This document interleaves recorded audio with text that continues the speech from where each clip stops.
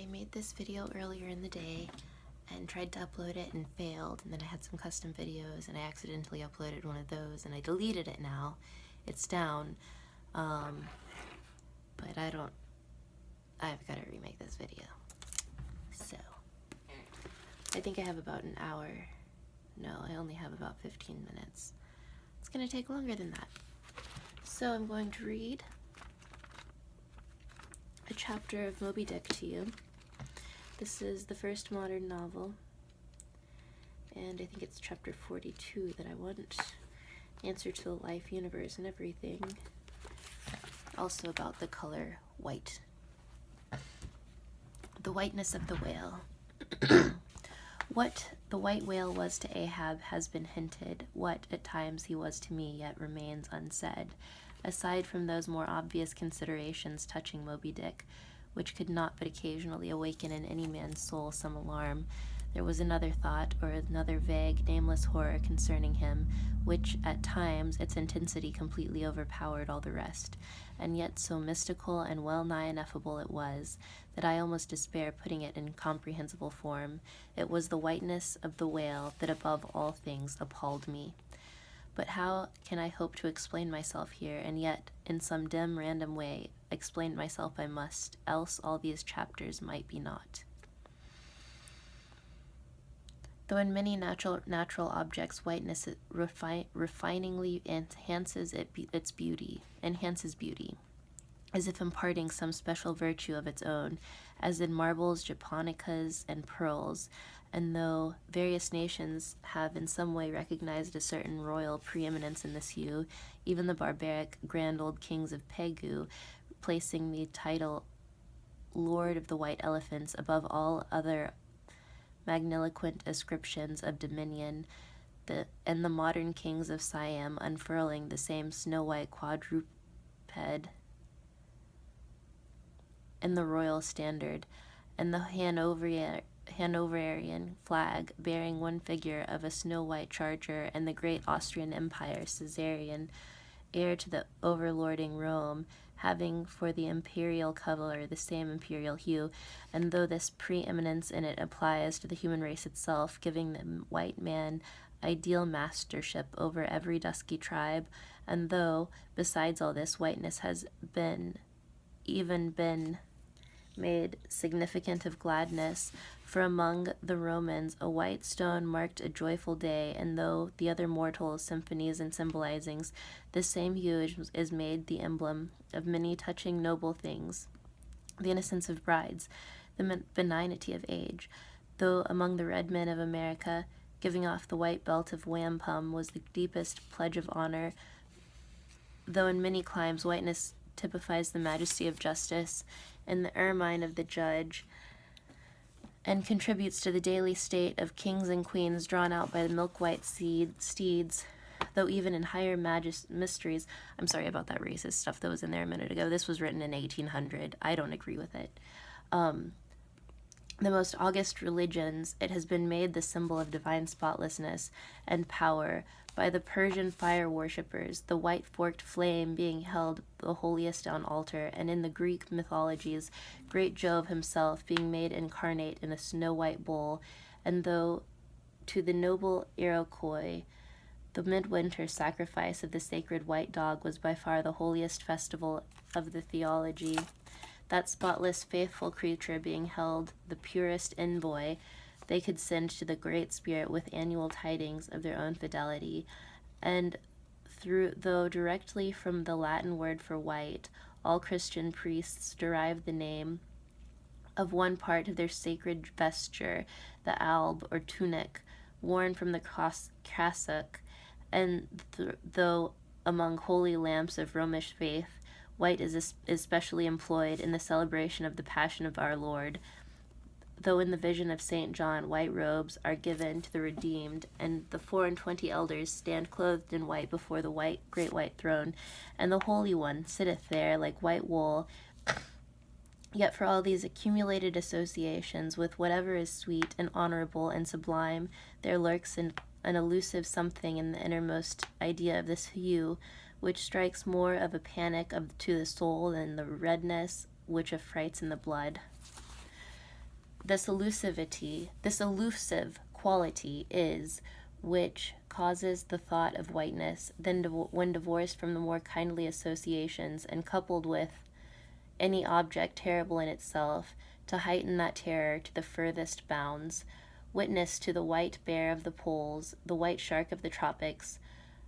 But what of their smoothness, flaky whiteness makes them the transcendent horrors they are? That ghastly whiteness which is in part such an abhorrent mildness, even more loathsome than terrific, to the dumb gloating of their aspect, so that not the fierce-fanged tiger in the heraldic coat can so stagger courage as the white-shrouded bear or shark. Bethink thee of the albatross, whence come those clouds of spiritual wonderment and pale dread, in which that white phantom sails all imaginations, not Coleridge first threw that spell, but God's great unflattering laureate, nature.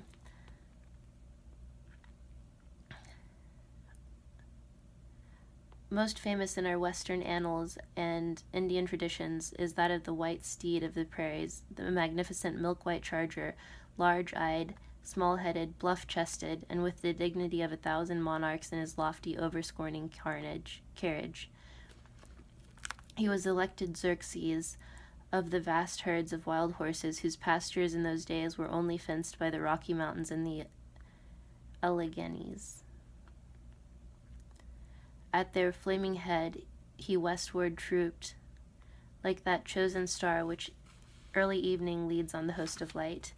That flashing cascade of mane, that curving comet of his tail, invested in him with housings more resplendent than gold and silver beaters could have furnished him, a most imperial and archangelical apparition of that unfallen western world which eyes of the old trappers and hunters revived the glories of those primeval times when Adam walked majestic as a god, bluff-bowed and fearless as this mighty steed, whether marching amid his aides and marshals in the van of countless cohorts that endlessly steamed it over the plains like an Ohio, or whether with his circumambient subjects browsing all around at the horizon, the white steed gallopingly reviewed them with warm nostrils reddening through his cool milkiness.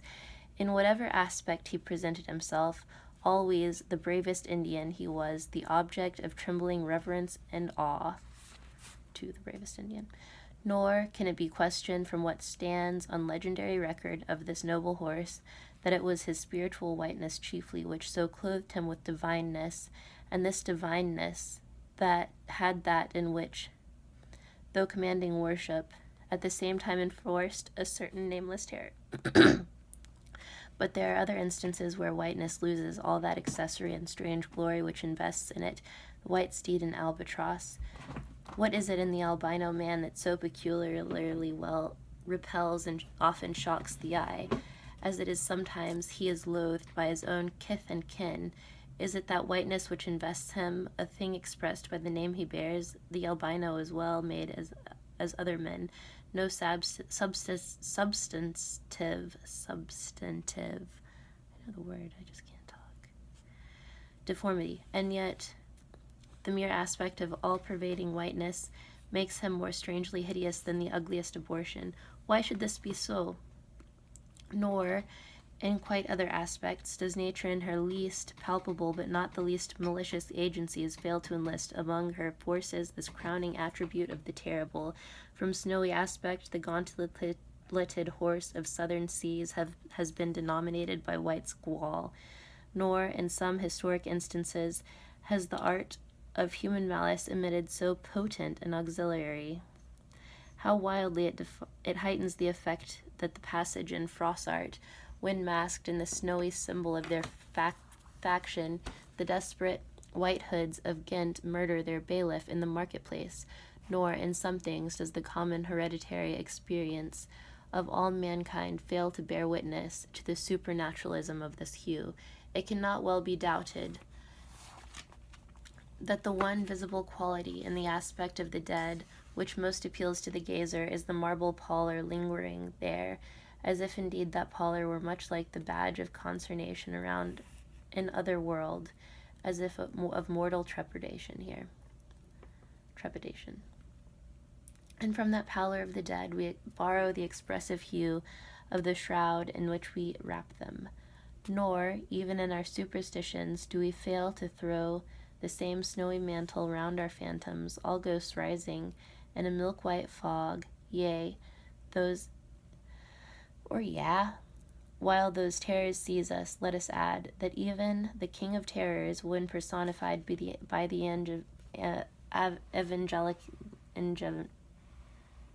evangelist, rides on its pallid horse. Therefore, in other moods, symbolize whatever grand or gracious thing he will by whiteness. No man can deny that in the profoundest idealized significance it calls up a peculiar apparition to the soul. But though without dissent this point be fixed, how is the mortal man to account for it? To analyze it would seem impossible. Can we, then, by citation of some of those instances wherein this thing of whiteness, though for the time either wholly or in great part stripped of all the direct associations calculated to impart it aught fearful, but nevertheless is found to exert over us the same sorcery, however modified, can we thus hope to light upon some chance clue to conduct us to the hidden cause we seek? Let us try. But in a matter like this, subtlety appeals to subtlety, and without imagination no man can follow another into these halls. And though doubtless some of the imaginative impressions about to be presented may have been shared by most men, yet few perhaps were entirely conscious of them at the time, and therefore may not be able to recall them now. Why, to the man of untutored ideality, who happens to be but loosely acquainted with the peculiar character of the day, does the bare mention of Whitsuntide marshal in the fancy of such long, dreary, speechless processions of slow-pacing pilgrims downcast and hooded with new-fallen snow? Or to the unread, unsophisticated Protestant of the middle American states, why does the passing mention of a white friar or a white nun evoke such an eyeless statue in the soul? Or what is there apart from the traditions dungeoned warriors and kings, which will not wholly account for it, which makes the White Tower of London so much more strongly on the imagination of an untraveled American than those other storied structures, its neighbors, Byward Tower, or even the Bloody? And those sublimer towers, the White Mountains of New Hampshire, whence, in peculiar moods, comes that gigantic ghostliness over the soul at the bare mention of that name, while the thought of Virginia's Blue Ridge is full of soft, dewy, distant dreaminess? Or why, respective of all latitudes and longitudes, does the name of the White Sea exert such a spectralness over the fancy, while that of the Yellow Sea lulls us with mortal thoughts of long lacquered mild afternoons on the waves, followed by the gaudiest and yet sleepiest of sunsets? Or, to choose a wholly unsubstantial instance, purely addressed to the fancy, why, in reading old fairy tales of Central Europe, does the tall, pale man of the Hartz forests, whose changeless pallor unrustlingly glides through the green of the groves, why is this phantom more terrible than all the whooping imps of the Blocksberg?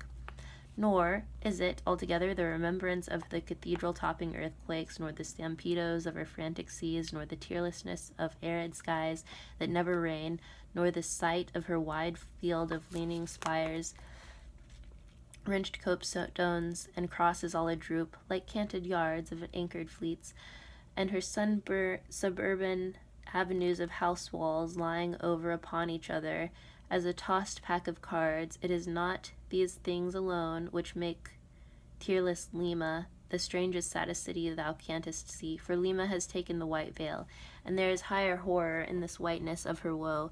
Old as Pizarro, this whiteness keeps her ruins forever new, admits not the cheerful greenness of complete decay, spreads over her broken ramparts of the rigid pallor of an apoplexy that fixes its own distortions.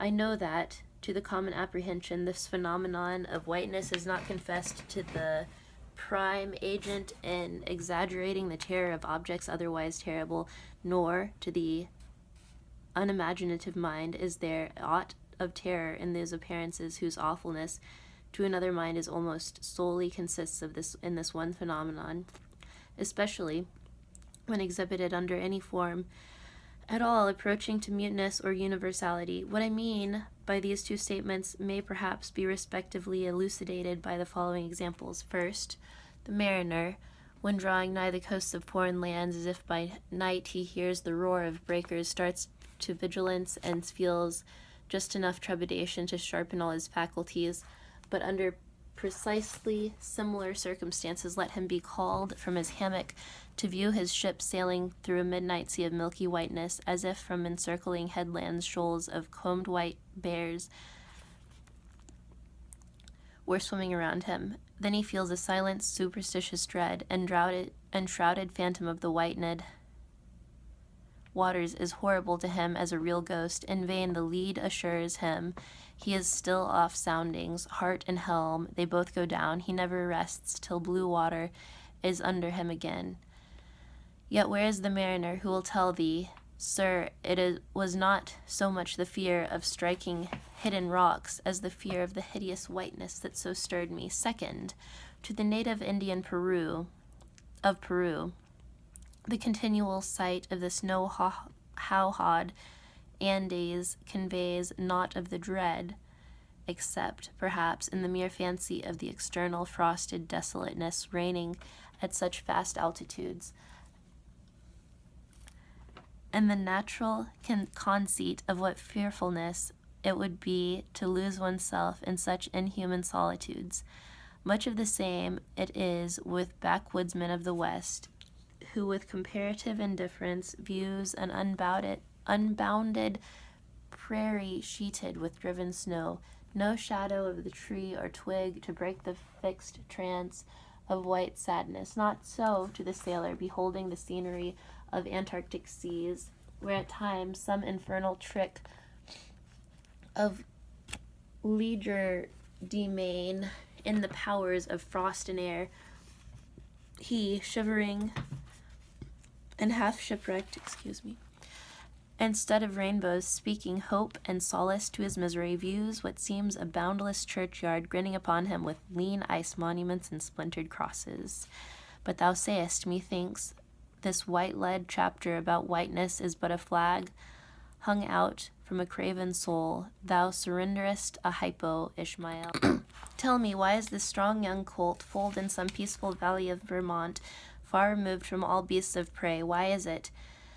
Upon the sunniest day, if you cannot but shake a fresh buffalo robe behind him, so that he cannot even see it, but only smells its wild animal muskiness, why will he start, snort, and with bursting eyes paw the ground in frenzies of affright?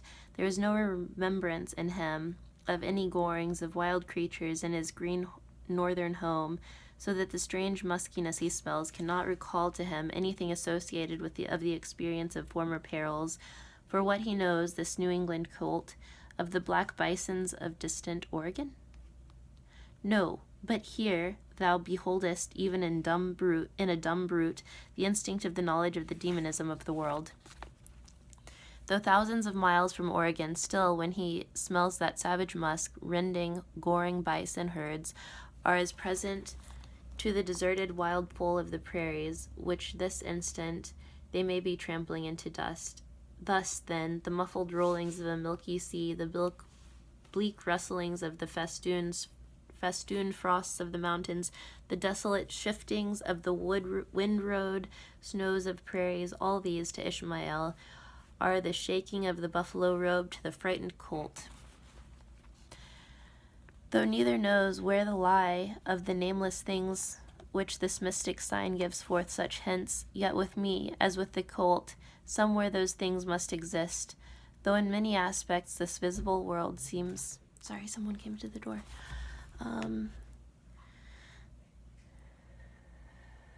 Though neither knows where lie the nameless things of which mystic sign gives forth such hints, yet with me, as with the colt, somewhere those things must exist, though in many of these aspects of this visible world seems formed in love, the visible spheres were formed in fright. But not yet have we solved the incantation of this whiteness, and learned why it appeals with such power to the soul, and more strange and far more portentous, why, as we have seen, it is at once the most meaning of a symbol of spiritual things, nay, the very veil of the Christian's deity, and yet should be, as it is, the intensifying agent in things that the most appalling to mankind. Is it that by its indefiniteness it shadows forth the heartless voids and immensities of the universe, and thus stabs us from behind with the thought of annihilation when beholding the depths of the Milky Way, white depths of the Milky Way? Or is it, as in essence, whiteness is not so much a color as the visible absence of a color, and at the same time the concrete of all colors? It is for these reasons that there is such a dumb blankness full of meaning in a wide landscape of snows, a colorless all-color form of atheism from which we shrink. And when we consider that other theory of the natural philosophers, that all other earthly hues, every stately or lovely emblazoning, the sweet tinges of sunset skies and woods, yea, the gilded velvets of the butterflies, the butterfly cheeks of young girls, all of these are but subtle deceits, not actually inherent in substances, but only laid on from without, so that all defied nature absolutely paints like the harlot, whose allurements cover nothing but the charnel house within. And when we proceed further, consider that the mystical cosmetic which produces every one of her hues, the great principle of light, for ever remains white or colorless in itself, and if operating without medium upon matter would touch all objects, even tulips and roses, with its own blank tinge. Pondering all this, the palsied universe lies before us a leper, like willful travelers in Lapland, who refuse to wear colored coloring glasses upon their eyes, so that the wretched infidel gazes himself blind at the monumental white shroud that wraps all the prospect around him. And of all these things, the albino white whale was the symbol. Wonder ye then at the fiery hunt? So I picked that chapter not because it was racist. I'm sorry about that. I picked that chapter because it kind of is outside of the story. Thanks for listening.